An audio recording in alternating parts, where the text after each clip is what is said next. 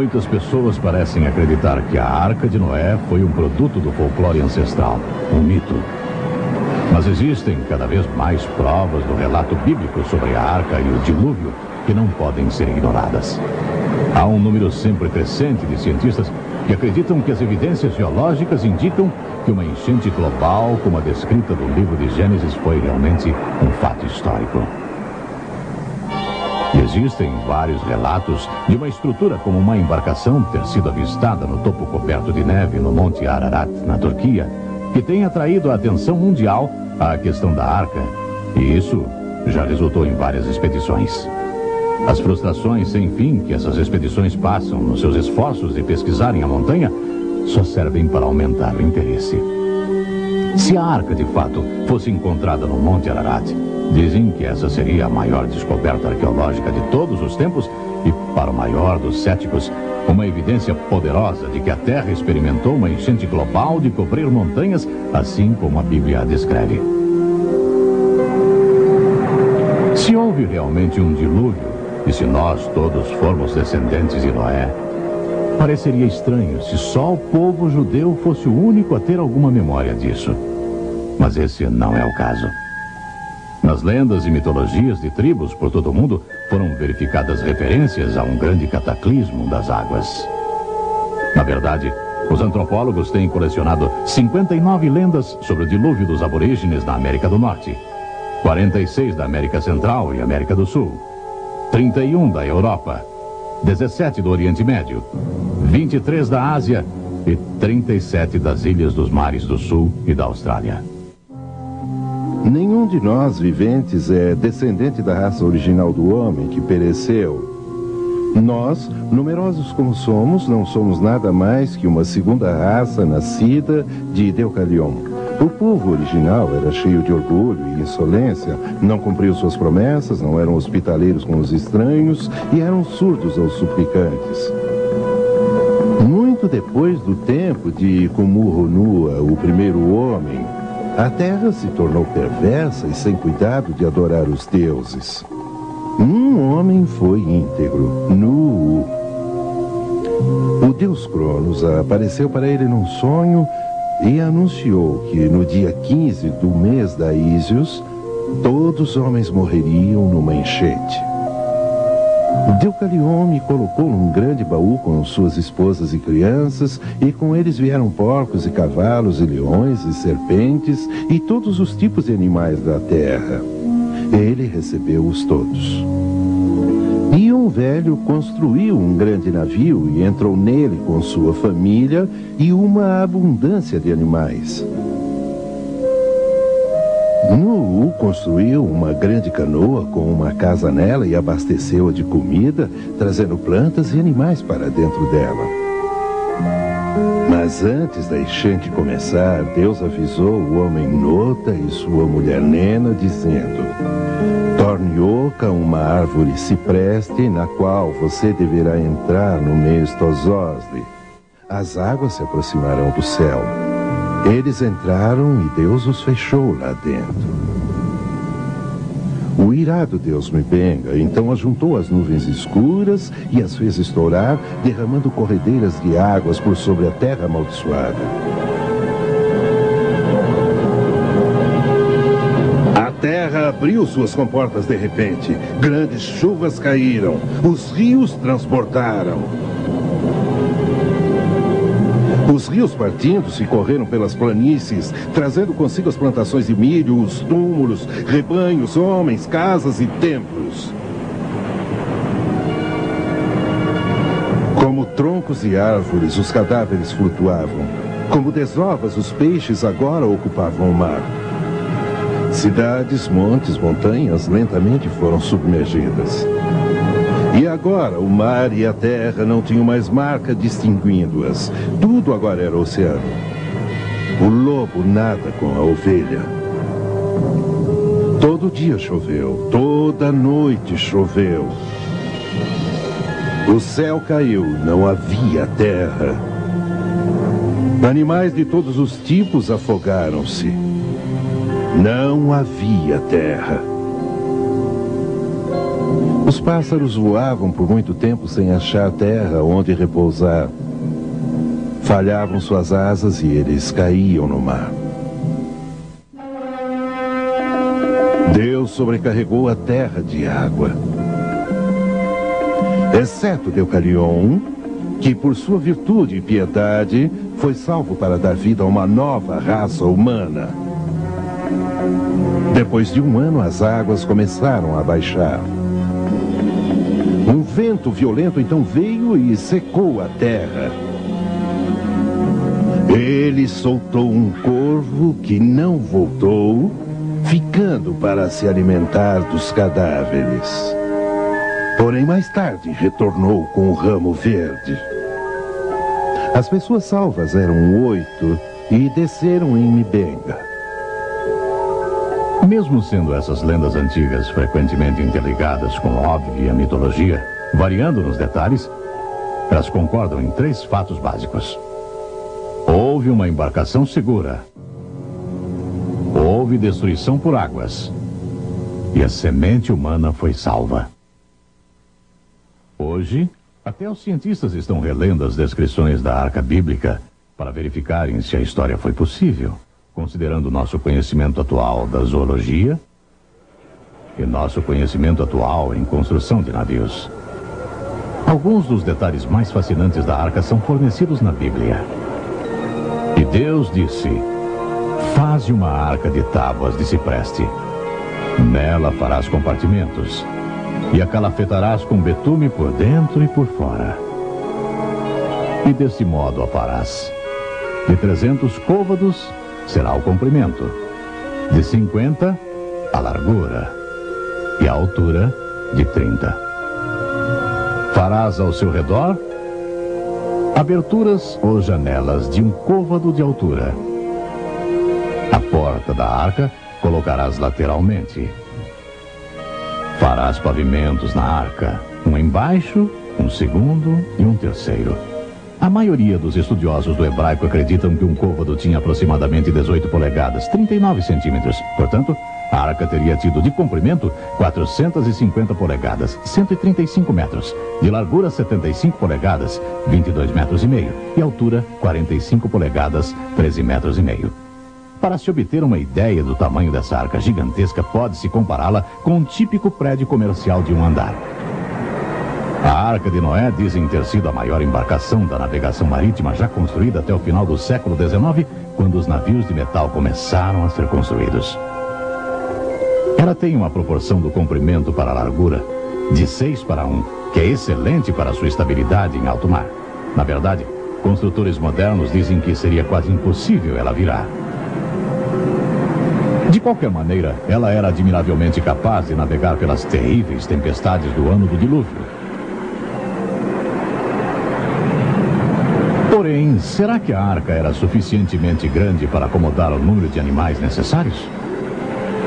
O espaço total disponível era de mais de 100 mil pés quadrados, 3 mil metros quadrados, que seria mais espaço do que 20 quadras oficiais de basquetes. O volume cúbico total era de 1.518.000 pés cúbicos, 5.600 metros cúbicos. Isto seria igual à capacidade de 569 vagões de carga de trens modernos. Aí então vem a questão: quantos animais terrestres teriam de ser levados a bordo da arca para sobreviverem ao dilúvio? De acordo com Ernest Mayr, o líder americano em taxonomia, existe 1 milhão de espécies de animais no mundo. Contudo, a vasta maioria deles são capazes de sobreviver na água e não necessitariam ter sido trazidos a bordo da arca. Noé não precisou fornecer abrigo para as 21 mil espécies de peixes, nem para os 1.700 tunicado, nem os 600 equidermes, incluindo as estrelas do mar e ouriços do mar, nem os 107 mil moluscos, tais como os caramujos, mariscos e ostras, ou os 10 mil selenterados, como os corais e croides, as anêmonas do mar e águas-vivas, ou as 5 mil espécies de esponjas, ou os 30.000 protozoários, que são as criaturas unicelulares. Além disso, alguns dos mamíferos eram aquáticos. Por exemplo, as baleias, as focas e os golfinhos. Nem todos os anfíbios teriam que ter sido incluídos.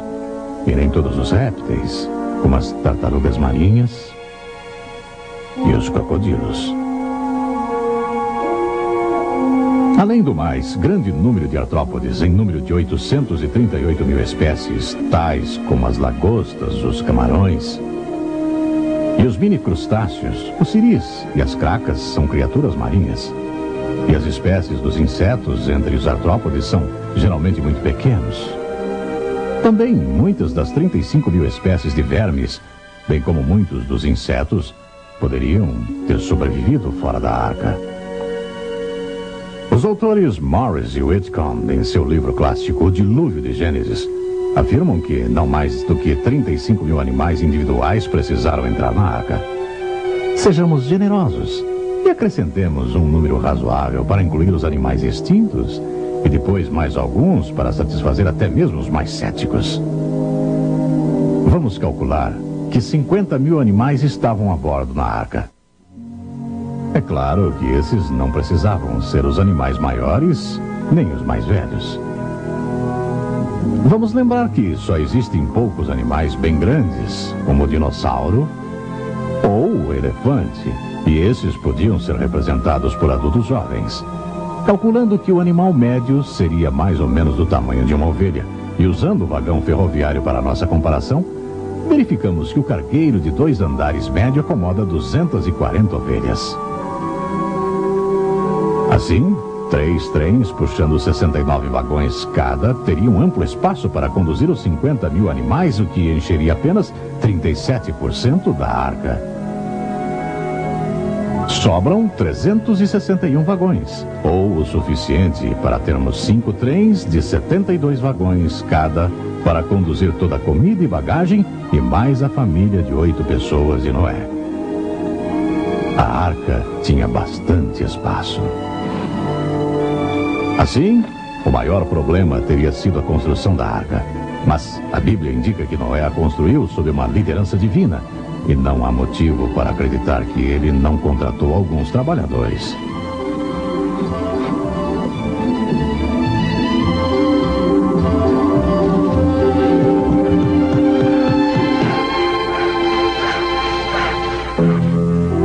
Outro enorme problema apresentado por algumas pessoas seria o recolher dos animais de cada espécie terrestre e trazê-los para dentro da arca. Contudo, o relato de Gênesis indica que foi Deus que reuniu os animais e os trouxe a Noé dentro da arca 2 a 2.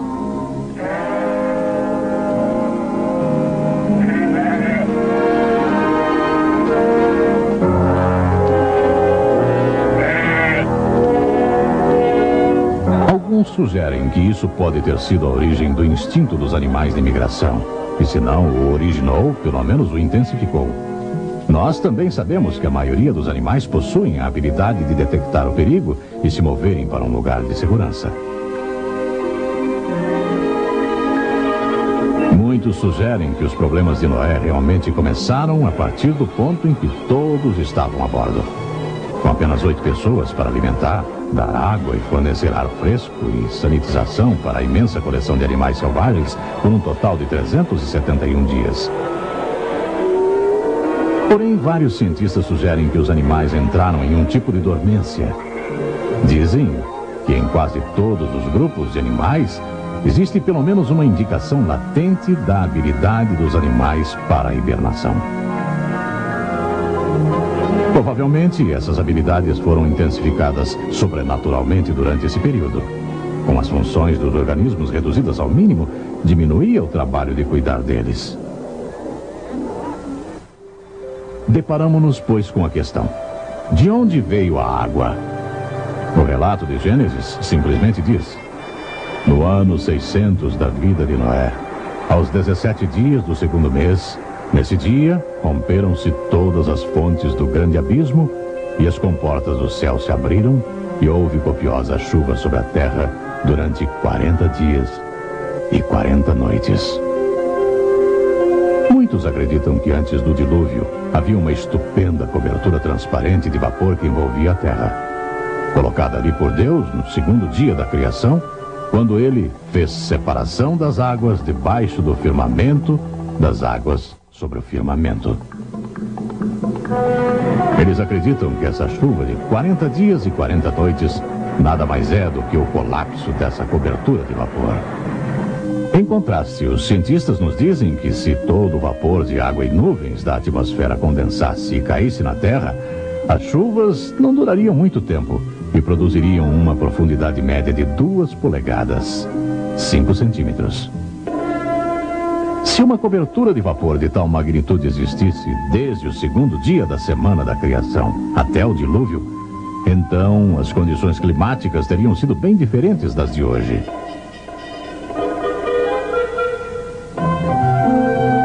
Quando a Bíblia se refere a essa era, ela fala de coisas que as pessoas pré-diluvianas nunca tinham visto. Muitos acreditam que uma das coisas que nunca tinham visto era uma tempestade, pois o segundo capítulo de Gênesis nos conta que uma neblina subia da terra e regava toda a superfície do solo. Provavelmente era uma condição semelhante àquela que observamos nas costas verdejantes da Califórnia, onde a vegetação é sempre regada pelo orvalho. Muitos cientistas acreditam que tal cobertura de vapor protegeu o mundo antigo das radiações nocivas que agora recebemos do espaço e, portanto, foi o motivo pelo qual os habitantes da Terra antes do dilúvio viveram tantos anos. Além do mais, tal cobertura de vapor causaria um efeito estufa, tendendo a manter uma temperatura igualada em todo o planeta.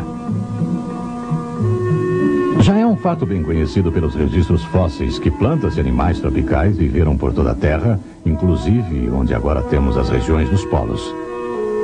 Só depois que as comportas do céu se abriram e as águas caíram sobre a Terra é que a Bíblia fala de grandes ventos, o que implicaria em diferenças de temperaturas significantes entre as regiões polares e tropicais pela primeira vez. Nessas regiões polares, onde plantas e animais tropicais viveram em abundância um dia, de repente começaram a acumular imensas massas de neve e gelo, o que deve ter resultado na grande era glacial depois do período do dilúvio. Mas as águas do dilúvio não vieram só de cima. Até ainda mais espetacular, reservatórios de água subterrâneos cuspiram água para fora. Romperam-se todas as fontes do grande abismo. As bacias dos oceanos subiram.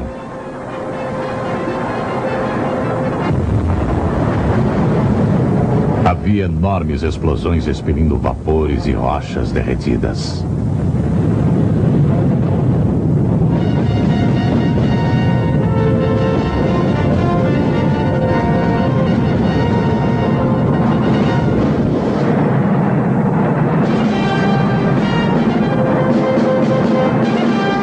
As águas continuaram a subir até 6 semanas mais tarde, onde o dilúvio alcançou o ponto máximo, com profundidade de cobrir as montanhas, e manteve-se assim por 110 dias, até que as águas haviam destruído todos os seres viventes dos continentes, exceto os que estavam na arca, que receberam um cuidado amoroso e especial de Deus.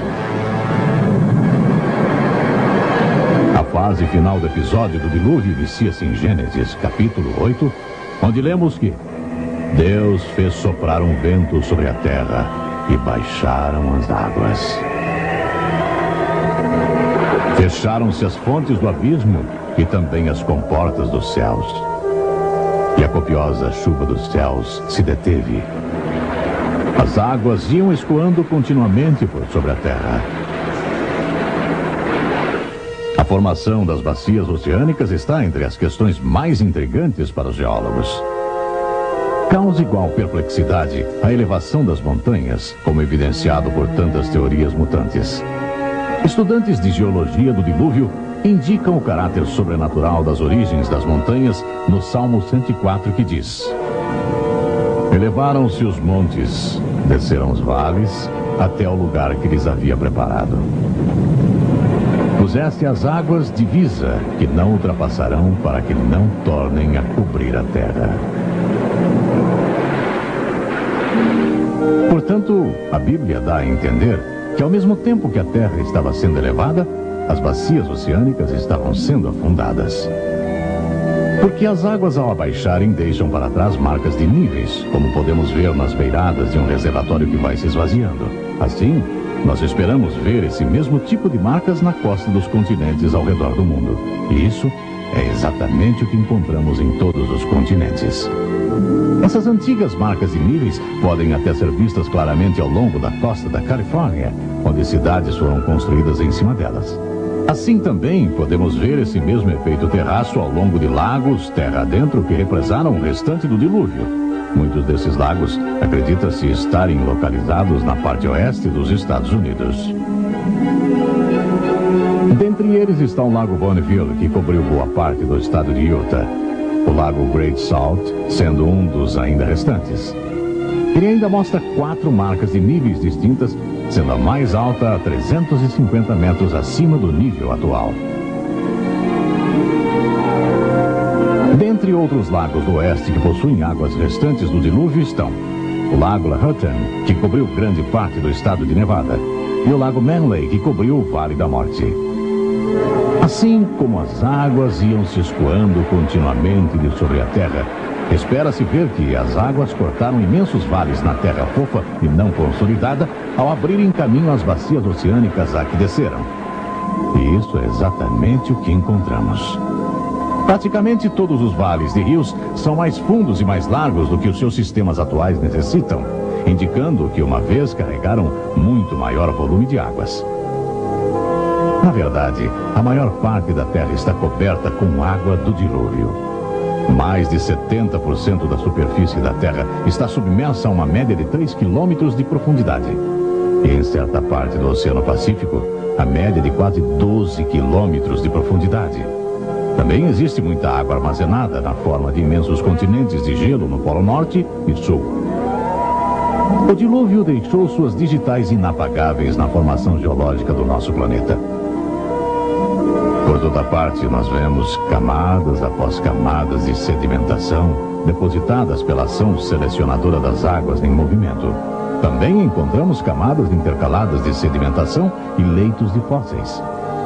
Nós, na verdade, vivemos num vasto cemitério de fósseis.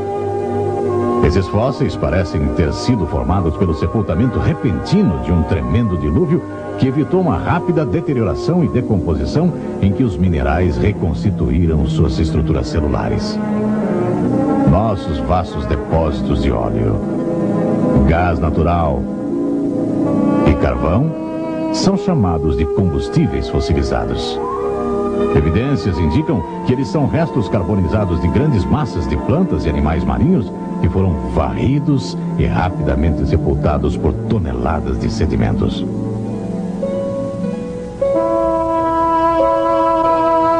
Hoje, depois de milhares de anos de pressão, calor e mudanças químicas, esses restos sepultados formam os veios de carvão e xisto argiloso de óleo que alimenta nossa economia moderna. A evidência circunstancial de ter sido a Terra julgada e destruída por uma enchente catastrófica aparece em toda parte da Terra. Contudo, a base central que sustenta nossa confiança na realidade do dilúvio é o registro bíblico. Jesus pessoalmente falou do dilúvio de Noé como um trágico fato da história que nos faz pensar. Ele disse essas palavras impressionantes: assim como foram as coisas no tempo de Noé, assim também será quando o Filho do Homem retornar. Ele indicou que as condições da terra precedentes à sua segunda vinda seriam semelhantes àquelas dos dias de Noé. E realmente, quando nos voltamos a Gênesis, capítulo 6, e lemos sobre as condições do mundo antes do dilúvio, parece que estamos lendo as manchetes de hoje. E viu Deus que a maldade do homem era grande sobre a terra.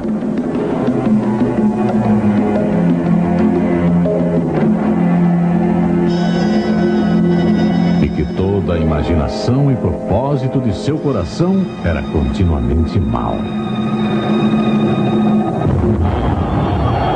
A terra estava corrompida à vista de Deus e cheia de violência.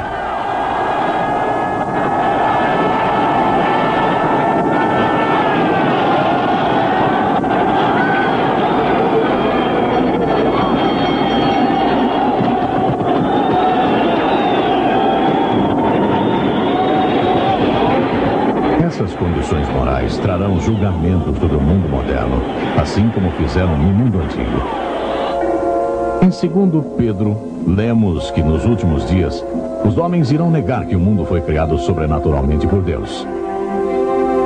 Eles irão negar que já houve uma enchente global, como a descrita na Bíblia. E da mesma maneira que o mundo antigo zombou da possibilidade do dilúvio, ele zombará da possibilidade da vinda de Cristo ao mundo, que eventualmente resultará em uma destruição dos céus e da terra por fogo.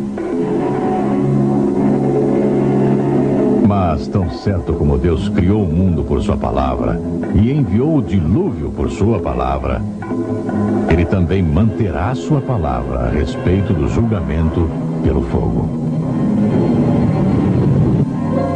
Pedro escreve: ora, os céus e a terra que agora existem pela mesma palavra têm sido entesourados para fogo, estando reservados para o dia do juízo e destruição dos homens ímpios. Virá, entretanto, como ladrão, o dia do Senhor, no qual os céus passarão com estrepitoso estrondo e os elementos se desfarão abrasados. A terra também e as obras que nela existem serão atingidas.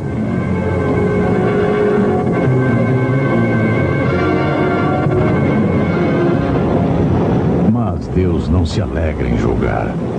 Pedro escreve: ele é paciente para conosco, não querendo que nenhum pereça, mas que todos alcancem ao arrependimento. Nos dias de Noé, Deus avisou o homem amplamente que iria mandar um dilúvio.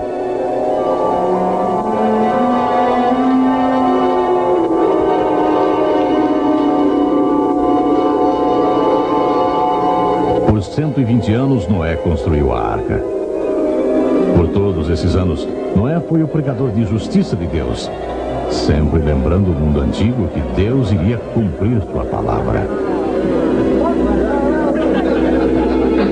Lembre-se, o Deus que disse a Noé como sobreviver ao dilúvio, tem nos contado na Bíblia como sobreviver à sua ira, para nos achegarmos por fé, o tipo de fé que resulta em obediência a Deus. Nenhum de nós obedece seus mandamentos completamente. Somos todos pecadores e merecedores do julgamento de Deus. Porém, na cruz do Calvário, Jesus Cristo sofreu o julgamento de Deus pelos pecados de toda a humanidade. O próprio Criador morreu pelos pecados do homem que ele criou. Jesus disse: todo aquele que ouvir minha palavra e acreditar em quem me enviou, tem vida eterna e não será condenado. Ele atravessou da morte para a vida. A fé implícita de Noé em seu Deus o salvou e pode te salvar. Foi a fé que Noé teve que o levou a obedecer às instruções de Deus para construir a arca.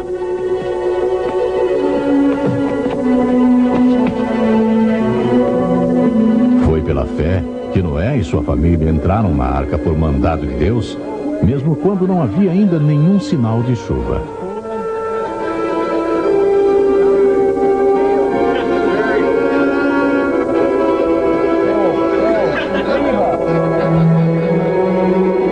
Assim também cada um de nós, por um passo de fé, colocamos nossas vidas aos cuidados do Filho de Deus, que morreu em troca dos nossos pecados na cruz. Noé e a família dele tiveram que passar pela porta da arca para serem salvos. Você e sua família também necessitam passar por uma porta do tipo da porta da arca, se vocês quiserem ser salvos. Jesus disse: eu sou a porta. Por mim, se qualquer um entrar, ele será salvo. Se nesse momento você se encontra do lado de fora de Cristo, lembre-se que um dia a perseverança de Deus aguardou nos dias de Noé. Agora Deus está aguardando você. Mas lembre-se, o Espírito de Deus não vai sempre se empenhar com o homem. Chegou o dia quando Deus fechou a porta da arca. A oportunidade se foi. Não deixe isso acontecer com você.